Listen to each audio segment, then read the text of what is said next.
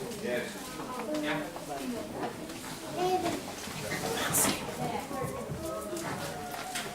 Hallelujah. Everybody here? Yes.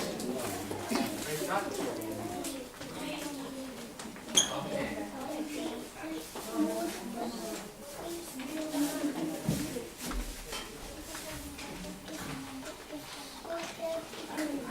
Let's just pray for the word.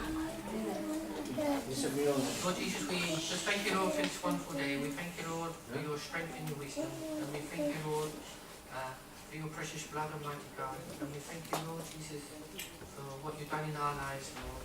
And Lord Jesus, we just touch these people here today with this word, Almighty God. And Lord, help me to speak this word to them today, Lord Jesus. And all the words that I speak comes from you, Lord Jesus. As we praise you and glorify your name always. In the name of Jesus Christ we pray. Amen. Amen.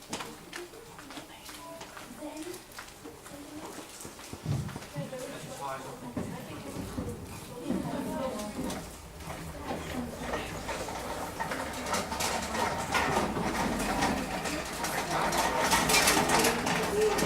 Okay, so today is titled God's Forgiveness. As we come up to the time in the year of Passover and what happened 2,000 years ago, my Lord Jesus Christ. If we go straight to the book of Daniel, the introductory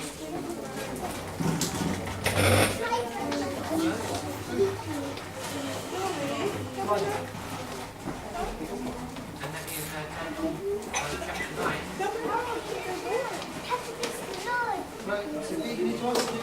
Verse 9.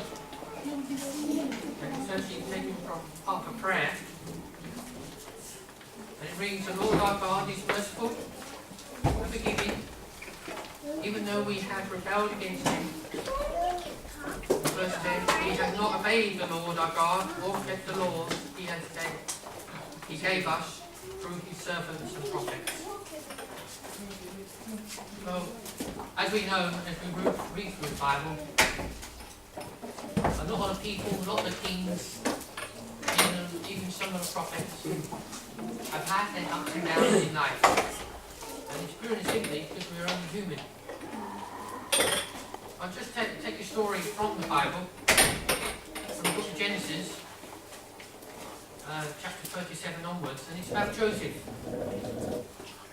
Now, as you know, that Joseph was one of the brothers of Jacob, and there was 12 of them, but Joseph happened to be the favourite of the father Jacob, and even made a special coat for him, a multicoloured coat. So we're just going to skip through, all the way through to chapter 45, so we're going 37 to 45. Just going to skip through, just get a briefing of what actually happened. Okay, so obviously it came a time that one day Joseph had to go to check out his brothers. Some say he was fine, some say he just went there to check and see how they're doing with the sheep, and his brothers were very jealous of him. And as we know, they ended up taking off his coat, throwing him in a pit, and then after a certain confrontation between the brothers, they all decided to send him to a tribe of Ishmaelites that were traveling to Egypt. So they sold him to them, and he was brought after being on sale in Egypt. It's a person called Potiphar, who was the captain of the guard, and he brought him, so he had him in his household.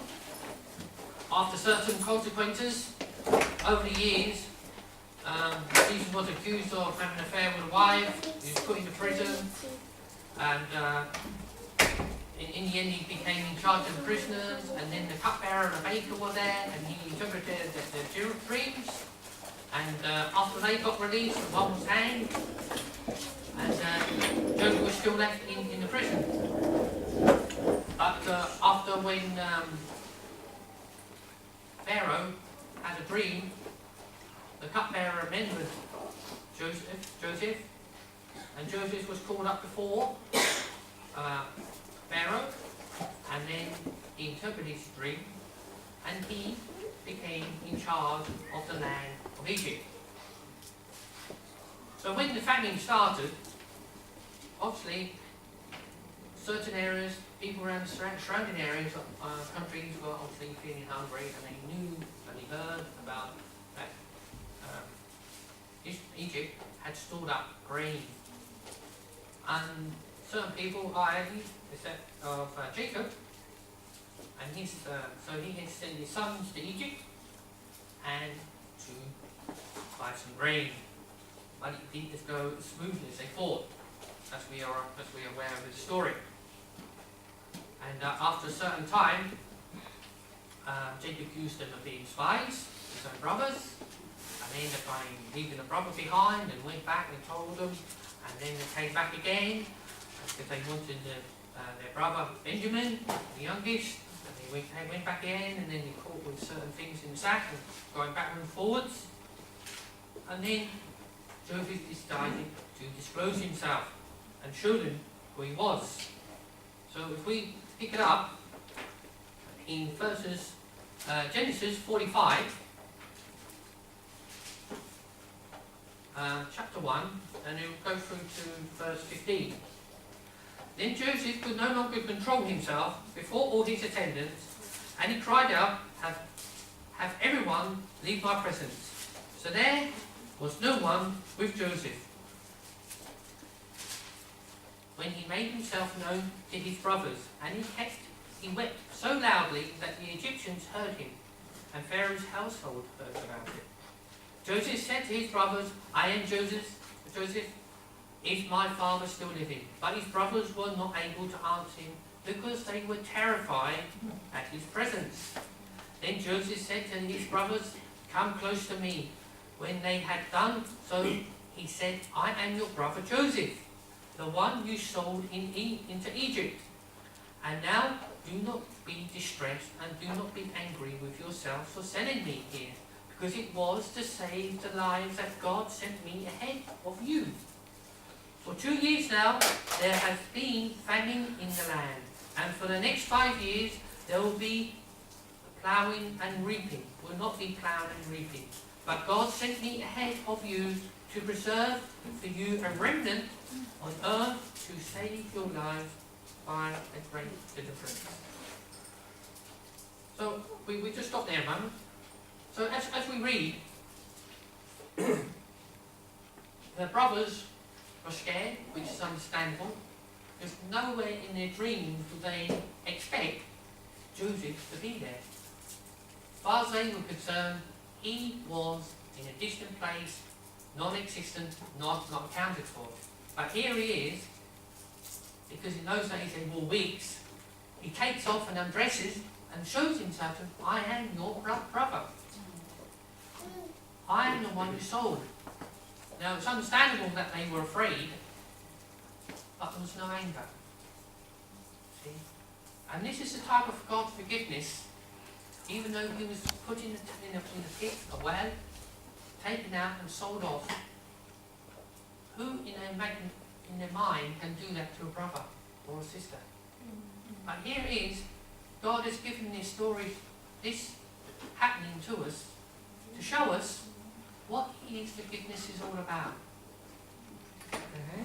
So if we carry on in verse 8, so then it was not you who sent me here, but God. He made me father to Pharaoh, lord of his entire household, the ruler of Egypt. Now hurry back to my father and say to him, this is what your son Joseph says. God has made me lord of all Egypt. Come down to me, don't delay. You shall live in the region of Goshen and be near me. You, your children, your grandchildren, your flocks and herds, and all you have. I will provide for you there, because 5 years of famine are still to come. Otherwise, you and your household and all who belong to you will become destitute. You can see for yourselves, and so can your brother Benjamin, that it is really I who am speaking to you. Tell my father about all the honour accorded to me in Egypt, and about everything you have seen, and bring my father down here quickly. Then he threw his arms around his brother Benjamin and wept. And Benjamin embraced him, weeping, and he kissed all his brothers and wept over them. Afterwards his brothers talked with him. And when the news reached Pharaoh's palace that Joseph's brothers had come, Pharaoh and all his officials were well pleased. So here we are. We have a story. Once again, we have this story of forgiveness. Even though we read that God sent him ahead, we know that God knows the present and the future. Yeah? So even though his brothers hated him at one time, they were jealous and they were on the verge of killing him, but they sold him off. And now they embrace him and kiss him, and our brother has returned, and forgiveness is there. Forgiveness is the hardest word. It's a hard word for all of us to try to do. In all different categories, there's so many things we can talk about forgiveness. But today, I'm just going to speak about the forgiveness of Jesus Christ. And forgiveness is the very purpose of our faith, of coming to know Jesus Christ. If we go to the book of Colossians, chapter 1,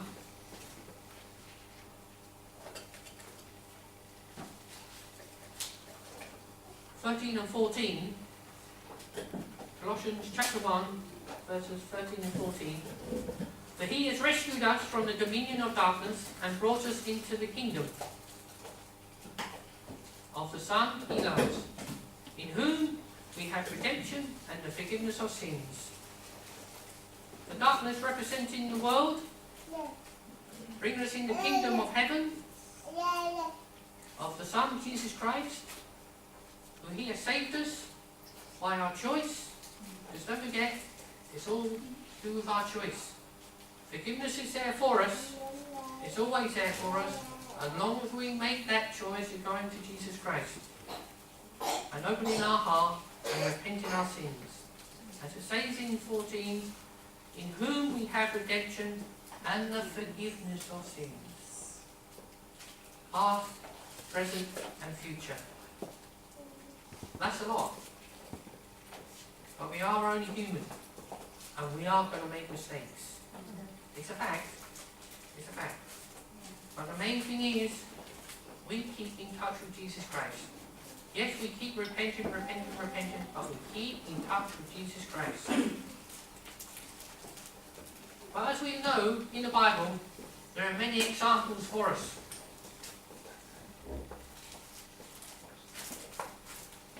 And there are also obstacles on the road to forgiveness. Being hard-headed, not wanting to admit our mistakes. It's all part of us growing up. It can take us 70, 80 years to learn these. It's a fact of life.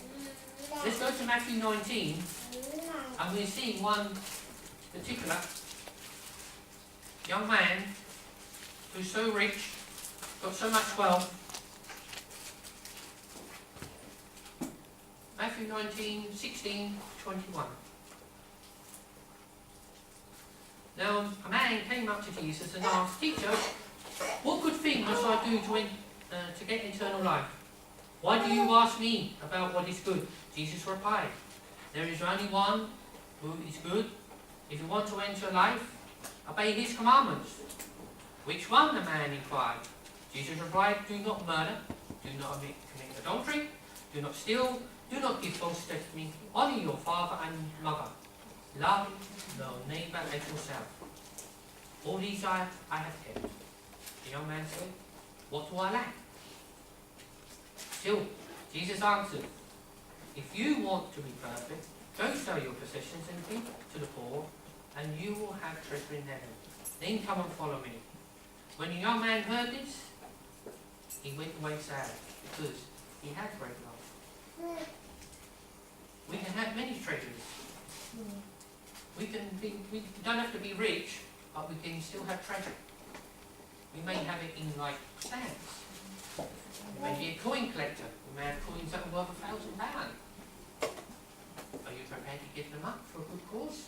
For the Lord, for the kingdom of God? But this man had an exceptional wealth, and he wasn't prepared to part from it. It doesn't say how much, but God is saying to him, sell everything and give to the poor.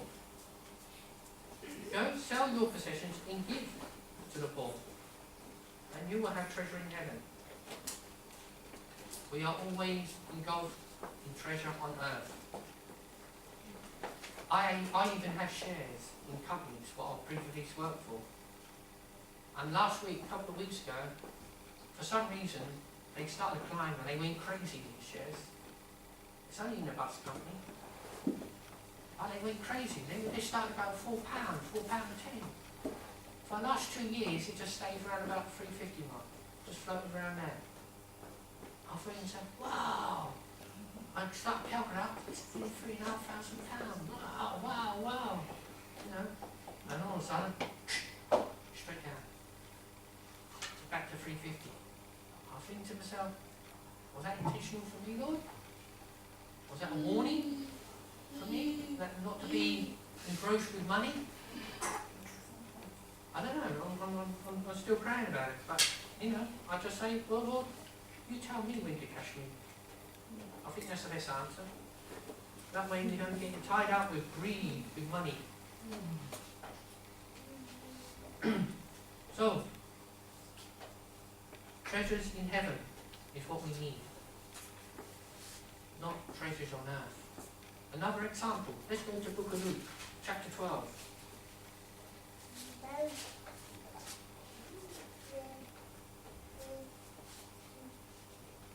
Verses 13 to 21. The parable of the rich fool. Someone in the crowd said to him, Teacher, tell my brother to divide the inheritance with me. Jesus replied, Man, who appointed me to judge or arbiter between you? Then he said to them, Watch out, be on your guard against all kinds of greed. A man's life does not consist in the abundance of his possessions. And he told them this parable. The ground of a certain rich man produced a good crop. He thought to himself, what shall I do? I have no place to store my crops. Then he said, this is what I'll do. I will tear down my barns and build bigger ones. And there I will store all my grain and my goods. And I will say to myself, you have plenty of good things laid up for you for many years. Take it easy, eat, drink, and be merry. But God said to him, you fool, this very night your life will be demanded from you. Then who will get what you have prepared for yourself? This is how it is. This is how it will be with anyone who stores up things for himself, but it is not rich towards God. Another classic example of greed. When you have so much food, why not give it away? Why not sell it half price? Because it would be a blessing for people. But in a way, this is also a lesson for me for the future. For when we move on to be self-sufficient in the Philippines. It's a lesson for me, reading that again. Because yes, if you have a coconut plantation and you've got 1,200 coconut trees, and each coconut tree produces 6 coconuts twice a year, and even if you sell it 5 pesos a coconut, you're still going to make over $500,000. So why does one need to be greedy when you're still making a profit? And even growing vegetables, breeding fish. It's all the same. It doesn't matter what they are, if you're making a small profit for yourself and you have enough to replace with another crop and you still got a lot of profit, that's where the blessings for other people come in. So, as it says, yes, we can have an abundance to a certain extent. And he had an abundance. He filled up that barn. Wonderful. Praise God. He had excess. And a spare. But he didn't know what to do with it, so he kept it for himself. And it, as it says in verse 19, I say to myself, you have plenty of good things, laid up for many years. Take life easy. That's all I bring. Taking life easy. Eat, drink, green tea and juice, and be merry, yes. Not the alcohol. Yeah? Or English tea if we're in the Philippines. So I got some in the sense of few boxes.